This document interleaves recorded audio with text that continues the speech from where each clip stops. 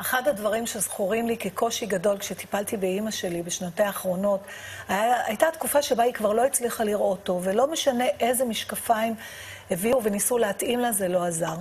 כי יש גיל שבו הגדלת המספר במשקפיים כבר לא עוזרת, אבל מסתבר שיש עזרים שיכולים לסייע, ואנחנו עם האופטומטריסטית לנה רטנר. שלום לנה. שלום, שלום. באיזה מצבים משקפיים כבר לא עוזרים לראייה? אז באמת התחלת מהנקודה הכי חשובה שרציתי לדבר עליה, שחסר מודעות לנושא הזה, שבאמת אנשים חושבים שמשקפיים נותנים מענה מלא, ואנחנו כל פעם רואים עוד ועוד אנשים שמזמינים עוד זוג משקפיים, עוד זוג משקפיים, אוסף, ואף אחד מהם לא עוזר.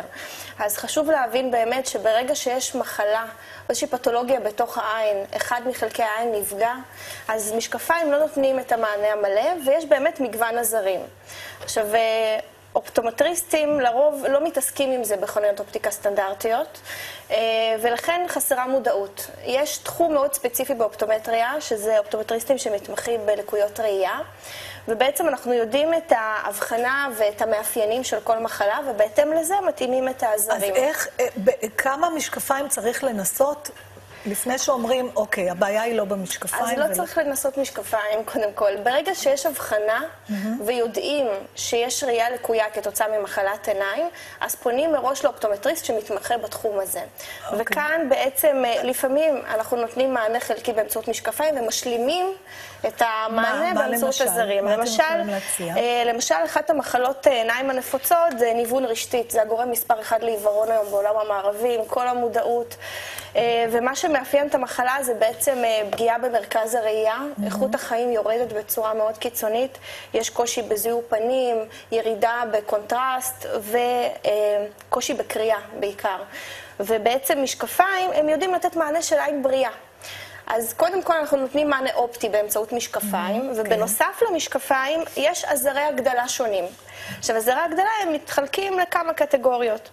קודם כל, יש מגדלות שונות. למשל, זאת מגדלת עומדת.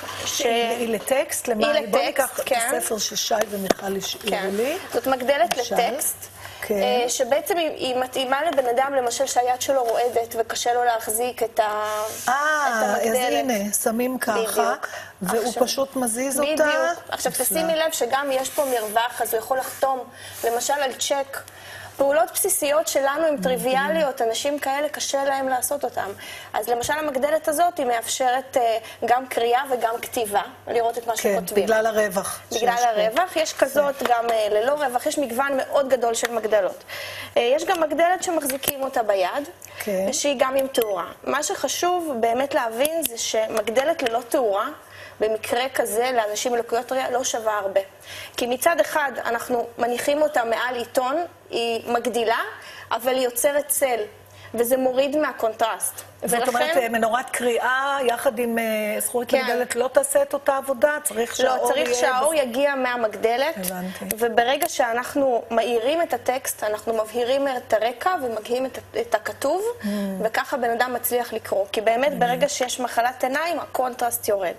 בנוסף, יש משקפי מגדלת, שיש הרבה אנשים שרוצים ליהנות מחוויית קריאה כמו פעם. אז זה משקפיים שהם מגיעים במגוון מגדל. זה עם אור. אוי, אתם נראים הרבה יותר טוב. מה? יש לך כפתור בצד, שאת יכולה להזיז אותו, בואי אני אעזור לך. רגע, הנה. וצריך להחזיק את הטקסט מאוד מאוד קרוב.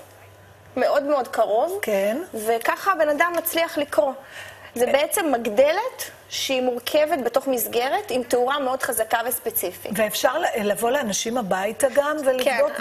באים עם כל הדברים האלה ואומרים להם, מה, תבחר מנוח לך? אז מה שאנחנו עושים, אנחנו בעצם עושים ביקורי בית, אנחנו קליניקה של אופטומטריסטים בפריסה ארצית, גברים ונשים. אנחנו מגיעים לאנשים הביתה, והייחודיות של בדיקת ראייה בבית, מעבר להנגשה, שזה מובן מאליו, זה שאנחנו יכולים לדייק את הפתרון לסביבה הטבעית של הבן אדם. אני יכולה למשל להושיב בן אדם מול הטלוויזיה, ולהתאים לו את הפילטר הזה, לתת לו להתרשם מההשפעה שלו. זה פילטר שהוא מדגיש קונטרסט ומגדיל הכל ב6%. עכשיו, ברגע שבן אדם לא רואה טוב, אז הוא צריך הגדלה. אז זה פילטר... אני תוהה לתת את זה לבעלי, כאילו, שיראה אותי מוגדלת. אגב, זה עוזר לכולם. הפילטר הזה הוא עוזר לכולם, אבל שלא יצטרך. תלוי מה רואים. אז בעצם, ברגע שאני מגיעה הביתה, אני יכולה לתת לבן אדם לשבת בקורסה שלו, ולהרגיש את ההשפעה מול הטלוויזיה שלו. יש לזה ערך מאוד משמעותי. טוב, אז האמת שזה מעורר תקווה, כי אני יודעת שזה באמת בעיה נורא נורא קשה אצל אנשים, במיוחד בגיל המבוגר, שמתנתקים פתאום, שיחקתם אותה, כל הכבוד. אני רוצה רק לציין ולמסור מסר לאנשים שהוא מאוד מאוד חשוב. אנחנו הרבה פעמים מגיעים הביתה לאנשים שפשוט התייאשו, כמו שאמרת, כי רופא עיניים אמר להם שאין מה לעשות, והם שומעים את זה הרבה. וחשוב לי לומר שכשרופא עיניים אומר שאין מה לעשות, הכוונה שאין מה לעשות מבחינת הרפואה. המצב סטטי, זה המצב, ואין מה לעשות. אבל יש מה לעשות מבחינת שיפור איכות חיים. יש עזרים שכל הזמן צצים, ומוחות מבריקים ממציאים עוד ועוד המצאות, ובאמת חשוב להיות מודעים ולא להתייאש. תודה רבה לך. תודה לך. לנה רטנר.